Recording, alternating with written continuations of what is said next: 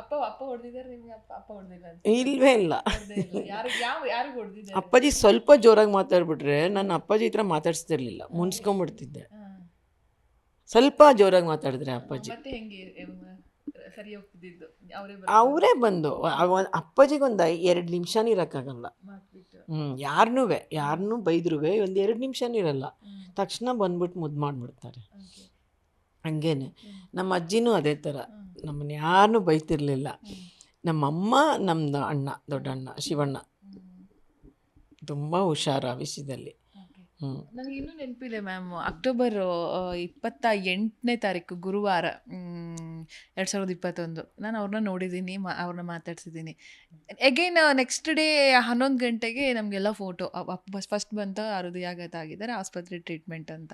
ಅದು ನಿನ್ನೆ ನೋಡಿದ ವ್ಯಕ್ತಿ ಇವತ್ತಿಲ್ಲ ಅನ್ನೋದು ನಮಗೆ ಜೀರ್ಣಿಸೋಕ್ಕೆ ಇವತ್ತಿಗೂ ಆಗ್ತಾಯಿಲ್ಲ. ಆ ಸ್ಮೈಲ್, ಅವ್ರು ನಮ್ಗೆ ಸ್ಮೈಲ್ ಮಾಡಿ ಹೋಗಿದ್ದು ನನ್ನ ಕಣ್ಣಲ್ಲಿ ಹಾಗೆ ಇದೆ.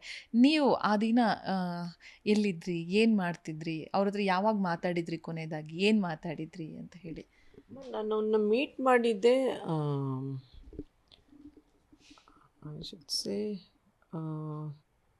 ಸೋಮವಾರನ ನಾನು ಬಂದಿದ್ದೆ.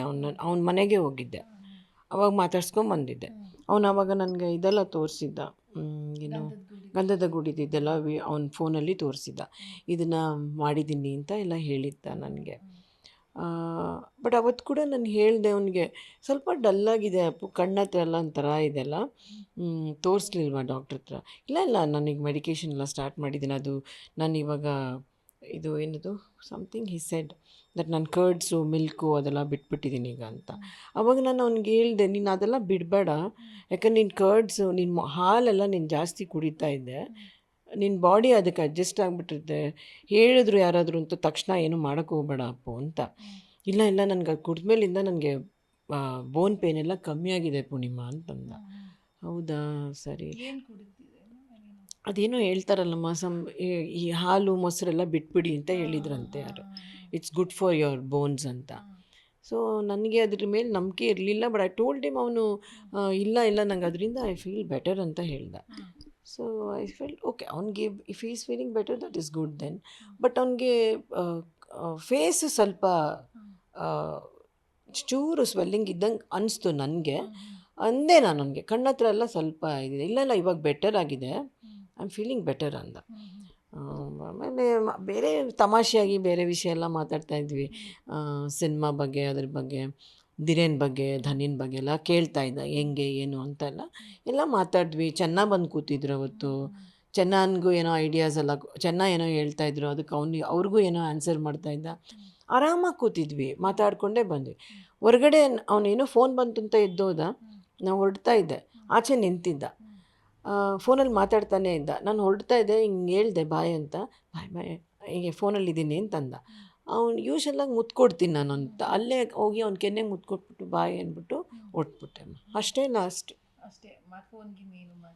ಇಲ್ಲಮ್ಮ, ಮಧ್ಯಾಹ್ನ ವೆನ್ನೆಸ್ಡೇ ನಾನು ಒಂದು ಪ್ರೋಗ್ರಾಮ್ ನೋಡಿದೆ ಟಿ ವಿಲಿ, ಶಿವಣ್ಣನ ಪ್ರೋಗ್ರಾಮ್ಗೆ ಹೋಗಿದ್ದಾನೆ. ಆ ಪ್ರೋಗ್ರಾಮ್ ನೋಡಿದಾಗ ನನ್ನ ಮಗನೂ ಹೋಗಿದ್ದ. ಅವ್ನು ಬಂದಾಗ ನಾನು ಧಿರೇನ್ಗೆ ಹೇಳಿದೆ ನೋಡ್ಬಿಟ್ಟು, ಏನೋ ಒಂಥರ ಮಾಮ ಸ್ವಲ್ಪ ಟಯರ್ಡಾಗಿ ಕಾಣ್ತಾನಲ್ಲ ಯಾಕೆ ಅಂತ, ಏನೋ ಒಂಥರ ಕಾಣ್ತಾ ಇದ್ದಾನೆ ಅಪ್ಪ ಅಮ್ಮ, ಏನೋ ಒಂಥರ ಇದ್ದಾನಲ್ಲ ಇವನು ಅಂತ ಅಂದೆ. ವೆನೆಸ್ಡೇ ಆ ಫಂಕ್ಷನ್ ಆಗಿದ್ದು ಅನಿಸುತ್ತೆ ಅವತ್ತು, ಹಂಗೆ ಅಂದೆ ಅಷ್ಟೆ. ಹೌದು ಸ್ವಲ್ಪ ಸುಸ್ತಾಗಿ ಕಾಣ್ತಿತ್ತು, ಐ ಥಿಂಕ್ ಈ ವಾಸ್ ಏನೋ ಟಯರ್ಡ್ ಆಗಿರ್ಬೋದು ಅಷ್ಟೇ ಅಮ್ಮ ಅಂತಂದ. ಯಾಕಂದರೆ ಅವ್ನು ಯಾವಾಗಲೂ ಡ್ಯಾನ್ಸ್ ಮಾಡಬೇಕಾದ್ರೆ ಅವನ ಫೇಸಲ್ಲಿ ಇದೇ ಕಾಣಲ್ಲಮ್ಮ, ಆ ಟಯರ್ಡ್ನೆಸ್ಸೇ ಕಾಣಲ್ಲ. ಅವತ್ತು ಮಾತ್ರ ನನಗೆ ಕಾಣಿಸ್ತು, ನನಗೇನೋ ಅನಿಸ್ತು ಒಂಥರ ಸುಸ್ತಾಗಿ ಕಾಣ್ತಾ ಇದ್ದಾನೆ ಅಂತ ಅಷ್ಟೆ. But I don't feel anything, ಹಂಗೆಲ್ಲ ಏನೂ ಅನಿಸ್ಲಿಲ್ಲ.